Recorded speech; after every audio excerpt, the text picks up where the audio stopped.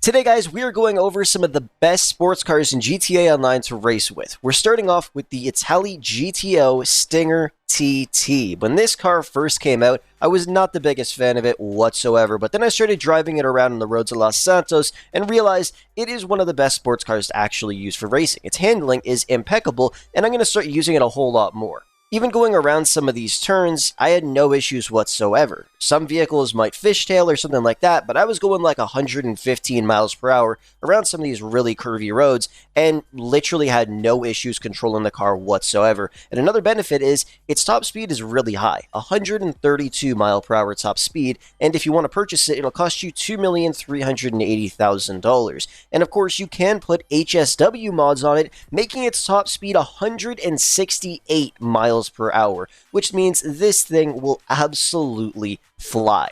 But when it comes to actually racing with it, there's really no issues whatsoever. And even compared to some of the other sports cars in this video, I have to say this might be the best sports car to use in races. But you guys are going to have to test it out for yourself and maybe some of the other vehicles on this list. Next up is another Itali vehicle. It's going to be the Itali GTO, a fan favorite vehicle in GTA 5. Now this thing has a top speed of 127 miles per hour, a bit slower than the Stinger TT, and if you wanted to purchase this vehicle, it's going to cost you $1,965,000. Now, this is normally my go-to sports car for racing, and I'm sure a lot of you guys would say the exact same thing, because this is honestly a perfect vehicle. There really isn't anything wrong with it whatsoever, especially when it comes to actually racing.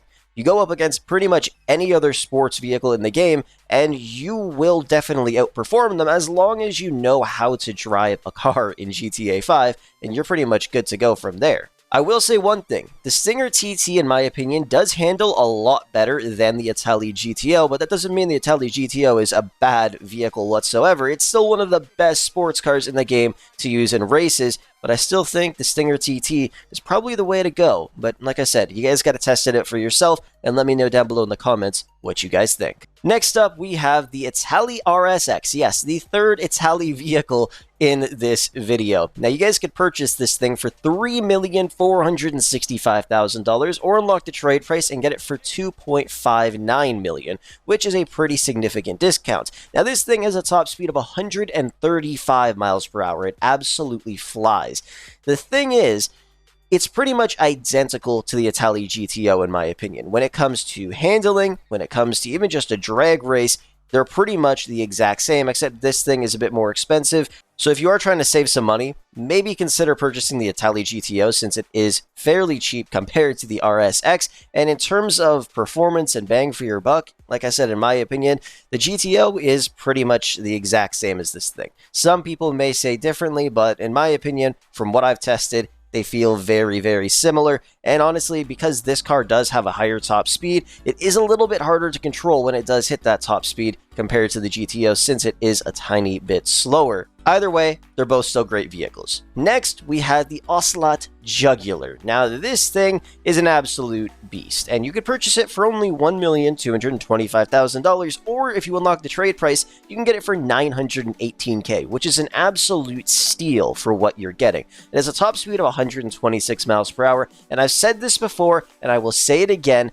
whenever I do any kind of sports race that requires me to go off-roading, this car will outperform any other sports vehicle you use, I guarantee it.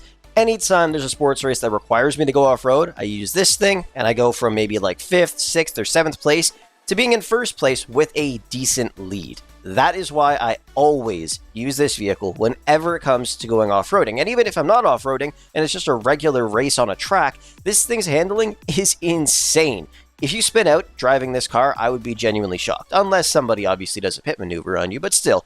The car itself is pretty much flawless. There's nothing bad to say about it, and I challenge you to say one bad thing about this car when it comes to performance. Just before we jump into the final car, why don't you guys take a look at this video's sponsor. If you need any assistance in any of your favorite games like GTA 5, Fortnite, Forza, Call of Duty, and many, many more. Be sure to check out Damnmodz down below in the description, and at checkout use code Frolickz to get up to $100 off your order. And finally, we have the 10F wide body, which you could purchase for $2,250,000. Obviously, the regular one will cost you 1.67 mil, and it'll only cost about 575k to upgrade it to the wide body version. It has a top speed of 128 miles per hour, 2 miles per hour faster than the regular 10F, and obviously comes with a bunch of beautiful upgrades along with some race upgrades for performance, which is pretty awesome. But when it comes to racing in this vehicle, it is pretty damn great, and I'm sure a lot of you guys can also agree with me.